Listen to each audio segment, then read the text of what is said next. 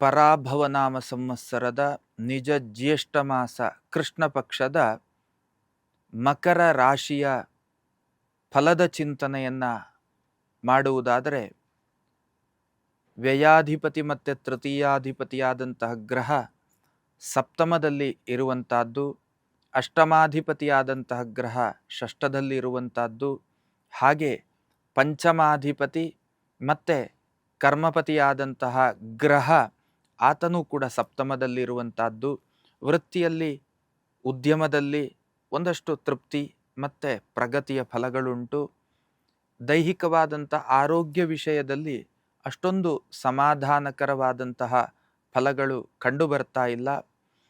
ಆರ್ಥಿಕತೆಗೆ ಸಂಬಂಧಪಟ್ಟ ಹಾಗೆ ಬದುಕಿಗೇನು ಬೇಕು ಅದು ಪ್ರಾಪ್ತವಾಗುವುದರ ಜೊತೆಗೆ ಅನಿರೀಕ್ಷಿತವಾದಂತಹ ವ್ಯಯದ ದಾರಿಗಳು ಕೂಡ ತಮ್ಮ ಪಾಲಿಗೆ ಅದು ರೆಡಿ ಇರುವಂತಹ ಯೋಗ ಫಲಗಳು. ಅರ್ಥಾತ್ ಅನಿರೀಕ್ಷಿತವಾಗಿ ಸಂಪನ್ಮೂಲಗಳ ವ್ಯಯ ಆಗುವಂತಹ ಯೋಗ ಫಲಗಳು ಕಂಡುಬರ್ತಾ ಇದೆ. ದಾಂಪತ್ಯ ವಿಷಯಗಳಿಗೆ ಸಂಬಂಧಪಟ್ಟ ಹಾಗೆ ಒಂದು ಹಂತದ ತೃಪ್ತಿದಾಯಕವಾದಂತಹ ಫಲಗಳು ಹೇಳುವಂತಹದ್ದು ತಮ್ಮ ಅನುಭವಕ್ಕೆ ಬರುವಂತಹ ಸಾಧ್ಯತೆಗಳು, ಮಕ್ಕಳಿಂದ ಸಂತೋಷದಾಯಕವಾದಂತಹ ಒಂದು ವಾತಾವರಣ ಹೇಳುವಂತಹದ್ದು ನಿರ್ಮಾಣ ಆಗುವಂತಹ ಯೋಗ ಫಲಗಳು, ಎಲುಬು, ನರ, ರಕ್ತ ಇದಕ್ಕೆ ಸಂಬಂಧಪಟ್ಟ ಹಾಗೆ ಆರೋಗ್ಯ ವಿಷಯದಲ್ಲಿ ಜಾಗ್ರತೆಯನ್ನು ವಹಿಸಬೇಕಾದಂತಹ ಅಗತ್ಯತೆಗಳು ತುಂಬ ಕಂಡುಬರ್ತಾ ಇದ್ದಾವೆ.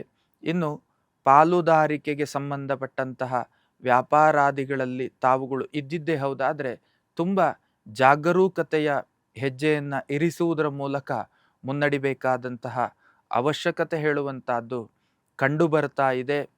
ತಾವುಗಳು ಮಾಡಬೇಕಾದಂತಹ ಅಧ್ಯಾತ್ಮದ ಚಟುವಟಿಕೆಗಳು ಏನು ಅನ್ನುವುದನ್ನು ಚಿಂತನೆ ಮಾಡಲಿಕ್ಕೆ ಹೊರಟ್ರೆ, ಆಂಜನೇಯ ದೇವರಿಗೆ ಸಂಬಂಧಪಟ್ಟಂತಹ ಒಂದಷ್ಟು ಧಾರ್ಮಿಕ ಆಚರಣೆಗಳನ್ನು ತಾವುಗಳು ನಡೆಸುವಂತಹದ್ದು. ಅರ್ಥಾತ್ ಆಂಜನೇಯ ದೇವರ ಸನ್ನಿಧಾನಕ್ಕೆ ಹೋಗುವಂತಹದ್ದು, ಅಥವಾ ಅಲ್ಲಿ ಏನಾದರೂ ಒಂದು ಸೇವೆಯನ್ನು ನೀಡಿ ಪ್ರಸಾದವನ್ನು ಪಡೆಯುವಂತಹದ್ದು, ಅಥವಾ ಆಂಜನೇಯ ದೇವರಿಗೆ ಸಂಬಂಧಪಟ್ಟಂತಹ ಅಷ್ಟೋತ್ತರವೋ ಇನ್ನು ಸಹಸ್ರನಾಮವೋ ಇತ್ಯಾದಿಗಳನ್ನು ಪ್ರತಿನಿತ್ಯ ಪಠನ ಮಾಡುವಂತಹದ್ದು. ಇದರಿಂದ ಬಹುತೇಕ ಧನಾತ್ಮಕ ಅನುಭವ ಹೇಳುವಂತಹದ್ದು ಖಂಡಿತ ಸಾಧ್ಯ. ಲೇಟೆಸ್ಟ್ ಹಾಗೂ ಇಂಟ್ರೆಸ್ಟಿಂಗ್ ಸುದ್ದಿಗಳಿಗಾಗಿ ಬಾಸ್ ಟಿವಿ ಕನ್ನಡ ಚಾನೆಲ್ನ ಸಬ್ಸ್ಕ್ರೈಬ್ ಮಾಡಿ. ಹಾಗೆಯೇ ಬೆಲ್ ಐಕಾನ್ ಪ್ರೆಸ್ ಮಾಡಿ. ಇದರ ಜೊತೆಗೆ ಫೇಸ್ಬುಕ್, ಇನ್ಸ್ಟಾಗ್ರಾಮ್, ಎಕ್ಸ್ನಲ್ಲೂ ಮಿಸ್ ಮಾಡದೆ ಫಾಲೋ ಮಾಡಿ.